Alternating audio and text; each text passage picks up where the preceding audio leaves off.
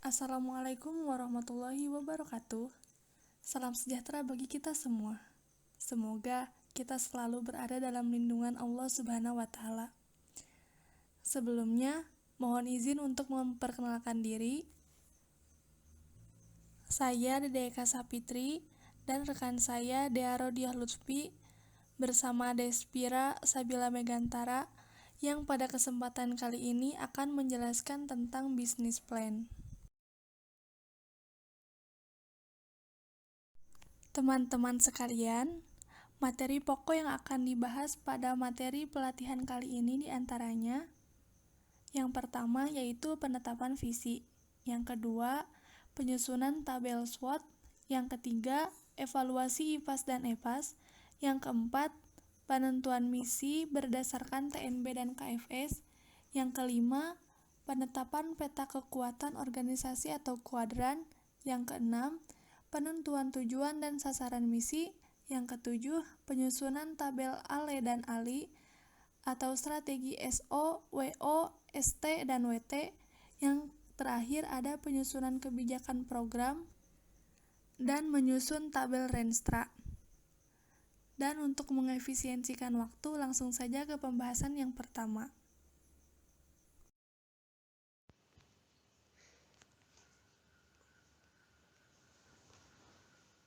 Assalamualaikum warahmatullahi wabarakatuh. Nama saya Dea Rodiah Lutfi. Di sini saya akan menjelaskan mengenai penetapan visi. Dapat dilihat dari penetapan visi di sini merupakan sebuah cerminan dari cita-cita yang hendak dicapai oleh D3 Express, di mana perusahaan ini bergerak di bidang jasa pengiriman barang. Perusahaan dari ekspedisi D3 Express ini yaitu menjadi ekspedisi terintegrasi yang mampu memberi nilai tambah kepada setiap pelanggan melalui pemberian distribusi handal dan efisien, serta pelayanan prima tepat waktu dan terpercaya.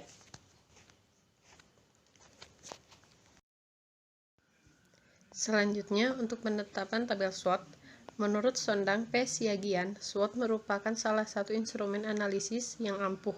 Apabila digunakan dengan tepat, telah diketahui pula secara luas bahwa SWOT merupakan akronim untuk kata-kata strength, kekuatan, weakness, kelemahan, opportunities, peluang, dan threats, ancaman. Sedangkan menurut Freddy Rankwiti, analisis SWOT adalah identifikasi berbagai faktor secara sistematis untuk merumuskan strategi perusahaan. Analisis ini didasarkan pada logika yang dapat memaksimalkan kekuatan, strength, dan peluang opportunities, namun secara bersamaan dapat meminimalkan kelemahan, weakness, dan ancaman threat. Selanjutnya yaitu penyusunan tabel analisis SWOT untuk perusahaan ekspedisi D3 Express. Di sini D3 Express memiliki kekuatan atau strength yang pertama yaitu kecepatan dalam pengiriman. Yang kedua, memberi harga di bawah pesaing dengan kualitas pelayanan yang maksimal. Yang ketiga, tersedia layanan aplikasi untuk tracking. Keempat, target pasar cukup besar. Kelima, lokasi perusahaan setiap cabang strategis. Dan yang keenam yaitu ekspedisi tersedia di seluruh wilayah Indonesia. Untuk kelemahannya, yang pertama yaitu kurangnya keramah tamahan beberapa pegawai pelayan. Yang kedua, kurang bekerja sama dengan banyak marketplace atau e-commerce. Ketiga, tidak ada jaminan kerusakan barang tertentu. Untuk keempat, infrastruktur belum terlalu efisien dan masih belum optimal. Untuk yang terakhir yaitu jalur distribusi masih belum terlalu merata. Dan untuk peluang yang dimiliki oleh ekspedisi D3 Express, yang pertama yaitu kemudahan bagi konsumen untuk mengantarkan karena lokasi strategis. Yang kedua, kepuasan atau rating dari konsumen. Ketiga, peningkatan pelayanan. Yang keempat, menambah relasi dengan perusahaan bidang industri barang dan transportasi. Dan yang kelima yaitu konsumen mudah menemukan dalam layanan aplikasi. Untuk yang ancaman, pertama yaitu persaingan dengan ekspedisi terdekat. Kedua, bencana alam atau kendaraan lalu lintas. Ketiga yaitu penurunan kepercayaan, dan yang keempat yaitu keterbatasan jalur. Untuk selanjutnya yaitu ada evaluasi IFAS dan EFAS. Yang pertama IFAS yaitu Internal Strategic Factors Analysis Summary, dan EFAS yaitu External Strategic Analysis Summary. Untuk IFAS yaitu tahapan yang dilakukan setelah faktor-faktor strategis internal di suatu perusahaan diidentifikasi. Suatu tabel IFAS disusun untuk merumuskan faktor-faktor strategis internal dalam kerangka mengetahui strategi yang harus dilakukan terhadap strength dan weakness perusahaan. Sedangkan untuk EFAS yaitu suatu alat analisa yang menyajikan kondisi eksternal perusahaan untuk menentukan faktor peluang dan ancaman yang dimiliki oleh suatu perusahaan. Langkah yang perlu dilakukan yakni dengan memperhitungkan terlebih dahulu kesesuaian antara penilaian internal dan eksternal yang dilihat dari hasil kuesioner yang telah dibagikan kepada responden.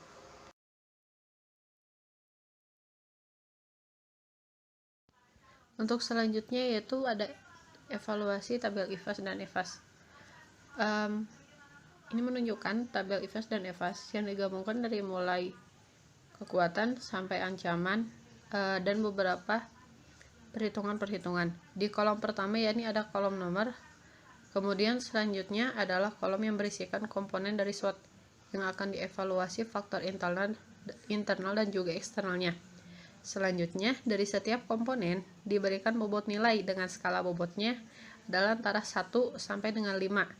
Dan setelah itu, semua nilai bobot dari setiap komponen dijumlahkan dan disimpan di kolom setelah bobot nilai tadi untuk memudahkan menghitung nilai BF atau bobot faktor. Nah, untuk perhitungan yang pertama ada bobot faktor atau BF, di mana BF ini merupakan nilai rata-rata dari bobot yang telah dijelaskan sebelumnya. Adapun cara menghitungnya yaitu membagi bobot dengan jumlah total bobot lalu dikalikan dengan 100%. Contoh untuk kolom yang pertama yaitu bobot nilainya yaitu 5, sedangkan total nilai bobot yaitu 82. Maka 5 dibagi 82 dikalikan dengan 100%. Yaitu untuk BF-nya 6,09%. Untuk selanjutnya ada nilai dukungan atau ND, di mana pada ND ini masing-masing setiap komponen diberikan bobot nilai dari 1 sampai 5. Untuk selanjutnya, kolom selanjutnya yaitu NBD atau nilai bobot dukungan. Untuk menentukan NBD tersebut yaitu dengan cara mengalihkan BF dengan ND. Maka contohnya yaitu tadi 6,09% dikalikan dengan 4 sama dengan 0,2436. Selanjutnya yaitu ada menentukan nilai keterkaitan, di mana nilai keterkaitan ini yakni nilai yang diberikan antara keterangan satu dengan yang lainnya atau mengawinkan. Dari mulai komponen yang pertama sampai dengan komponen yang terakhir yaitu komponen ke-20. Di sampingnya ada 52 yaitu total dari nilai keterkaitan. Setelah itu ada kolom NRK atau menghitung nilai rata-rata keterkaitan. Cara menghitungnya itu dengan cara membagikan total nilai keterkaitan dengan jumlah komponen SWOT sehingga dapat menghasilkan nilai rata-rata dari NRK. Selanjutnya yaitu ada kolom NBK. Menghitung nilai bobot keterkaitan atau NBK yaitu dengan cara mengalihkan NRK dengan BF. Contohnya yaitu NRK-nya 2,6 dan BF ya dari kolom yang pertama tadi yaitu 6,09%. Maka dapat ditemukan NBK-nya yaitu 0,15834. Dan yang terakhir yaitu cara menghitung total nilai bobot atau TNB dengan cara menjumlahkan NBD dan juga NBK yang ada di kolom tersebut. Sekian dari saya, dikembalikan kepada moderator. Selanjutnya yaitu penentuan misi berdasarkan TNB dan KFS. Nah, dalam menentukan misi dilihat dari tabel TNB, di mana masing-masing dari poin kelebihan, kekurangan, peluang, dan ancaman dilihat dari skor yang paling tinggi, di mana dari setiap poin strength dan yang lainnya, dan kemudian dirankingkan agar memudahkan untuk menentukan KFS. Adapun berdasarkan hasil TNB, maka dapat diperoleh 4 kunci faktor sukses atau KFS, yaitu pada faktor strength, yaitu kecepatan dalam pengiriman, dan pada faktor weaknesses, yaitu infrastruktur belum terlalu efisien dan masih belum optimal. Kemudian pada faktor opportunities, yaitu kepuasan atau rating dari konsumen, dan yang terakhir pada faktor threats, yaitu persaingan dengan ekspedisi terdekat. Kemudian dari KFS tersebut, maka disusun menjadi misi, yaitu yang pertama, mewujudkan pelayanan jasa pengiriman yang cepat, aman, dan terpercaya. Kemudian, mengoptimalisasikan kebutuhan infrastruktur bidang transformasi dan pengiriman. Yang ketiga, ada menjadikan kepuasan pelanggan sebagai prioritas. Dan yang terakhir yaitu inovasi pelanggan.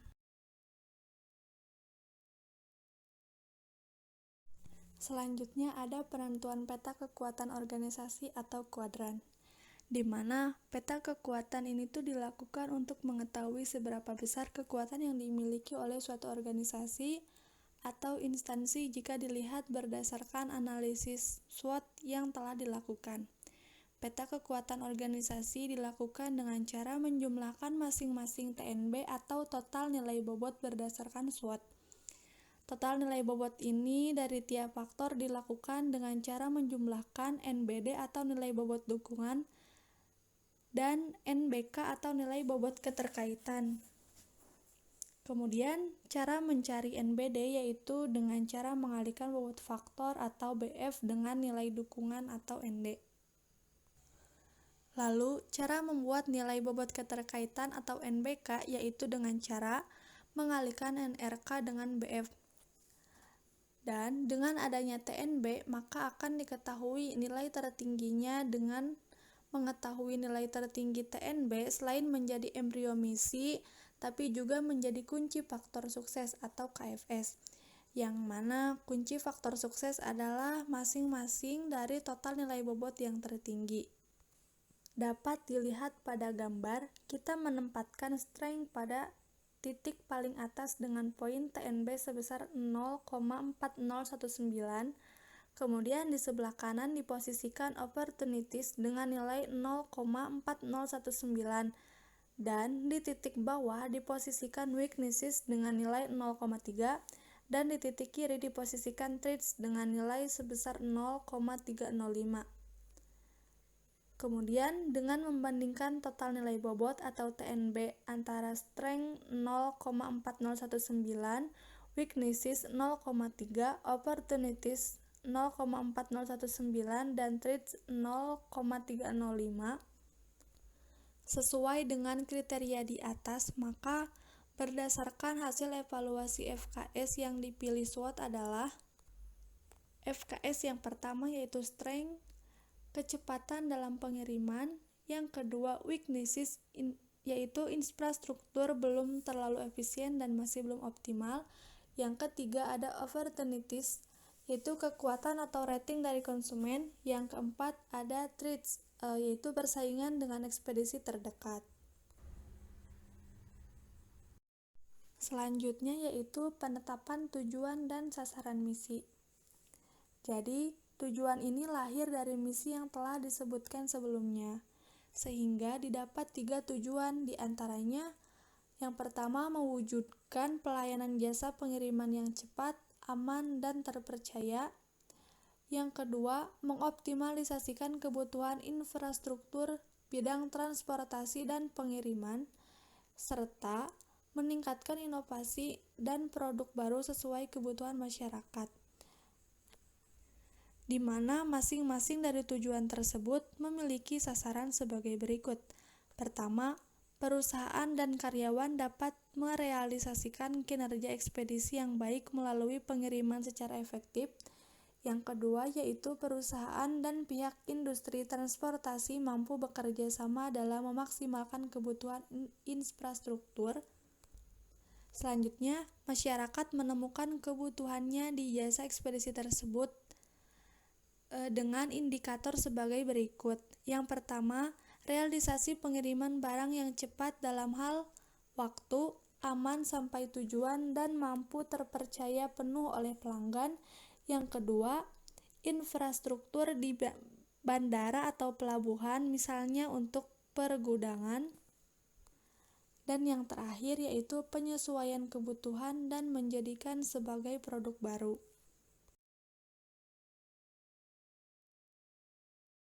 Baik, yang selanjutnya masuk kepada tahap penentuan tabel ALE dan ALI. ALE atau analisis lingkungan eksternal dan ALI atau analisis lingkungan internal merupakan analisis dengan menggunakan strategi SO, WO, ST, dan WT.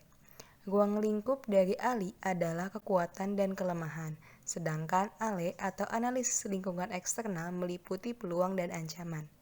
Kemudian, dengan melihat komponen kelebihan dan peluang dengan menggunakan strategi SO atau Strength Opportunity atau kekuatan peluang, menggunakan kekuatan untuk memanfaatkan kesempatan, menghasilkan kecepatan dalam pengiriman dan kepuasan atau rating dari konsumen.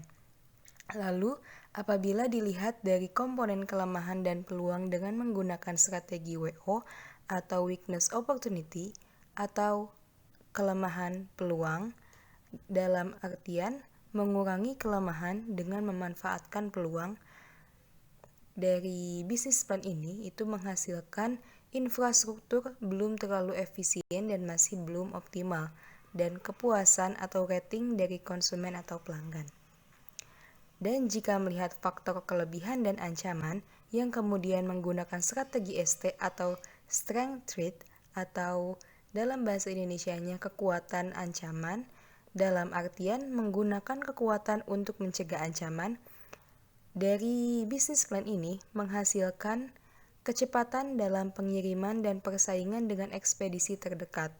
Lalu, yang terakhir, jika dilihat dari komponen kelemahan dan ancaman dengan menggunakan strategi WT atau Weakness Threat, dalam artian mengurangi kelemahan dengan mencegah ancaman, maka menghasilkan infrastruktur belum terlalu efisien dan masih belum optimal, dan persaingan dengan ekspedisi terdekat. Oke teman-teman, tahap terakhir kita masuk kepada penyusunan kebijakan dan program pada penyusunan tabel Renstra atau rencana strategis. Secara tidak langsung, dalam tabel ALI dan ALE sudah terbentuk cara penyusunan kebijakan dan program. Pada bagian ini, yaitu memasukkan kembali visi dan misi dari perusahaan D3 Express ini.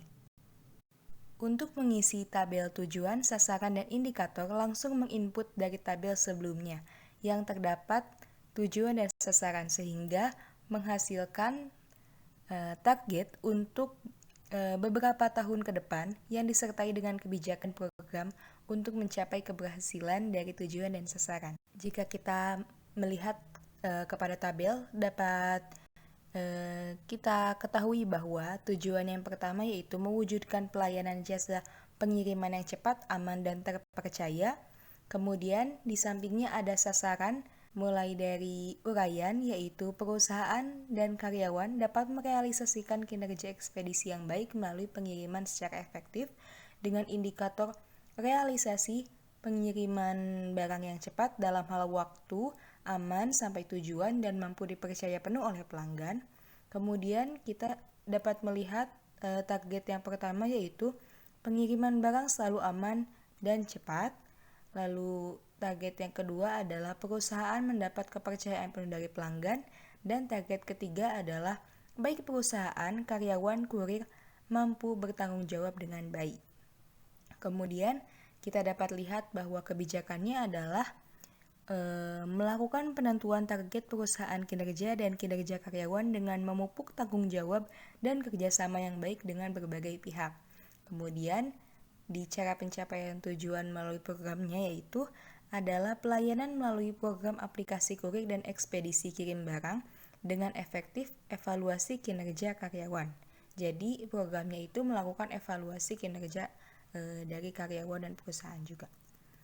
Lalu dapat kita lihat di tujuan yang kedua, yaitu mengoptimalisasikan kebutuhan infrastruktur bidang transportasi dan pengiriman dengan sasaran uraiannya. Yang pertama adalah perusahaan dan pihak industri transportasi mampu bekerja sama dalam memaksimalkan kebutuhan infrastruktur dengan indikator infrastruktur di bandara atau pelabuhan, misalnya pergudangan.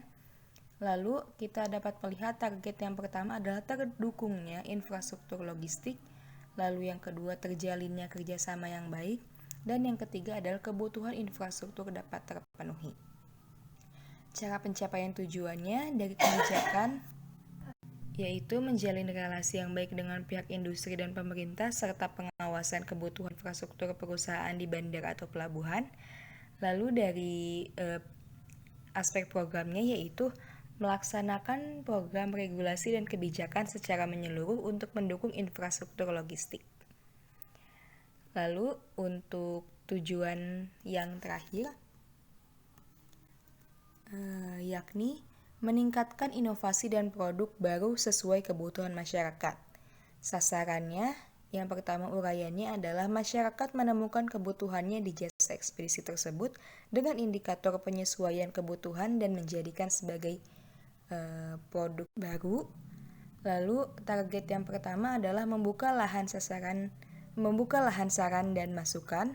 Lalu target kedua adalah perencanaan inovasi program dengan terus berjalannya saran masukan. Target ketiga yaitu unggul dalam saingan dari ekspedisi terdekat. Target yang keempat adalah jasa pertama yang dicari pengguna. Kemudian untuk cara pencapaian tujuan dari aspek kebijakannya yaitu dengan pembuatan kolom saran dan masukan, dan dari aspek programnya yaitu menjadikan saran dan masukan dari masyarakat sebagai evaluasi dan inovasi. Baik teman-teman, demikian beberapa hal penting yang dapat kami sampaikan pada materi pelatihan Business Plan. Semoga tayangan ini dapat membantu untuk meningkatkan pemahaman teman-teman dalam melaksanakan sebagian tugas dan amanah yang diemban kepada kita. Semoga itu semua menjadi ladang amal pengabdian kita terhadap bangsa dan negara. Akhirul kalam, wassalamualaikum warahmatullahi wabarakatuh.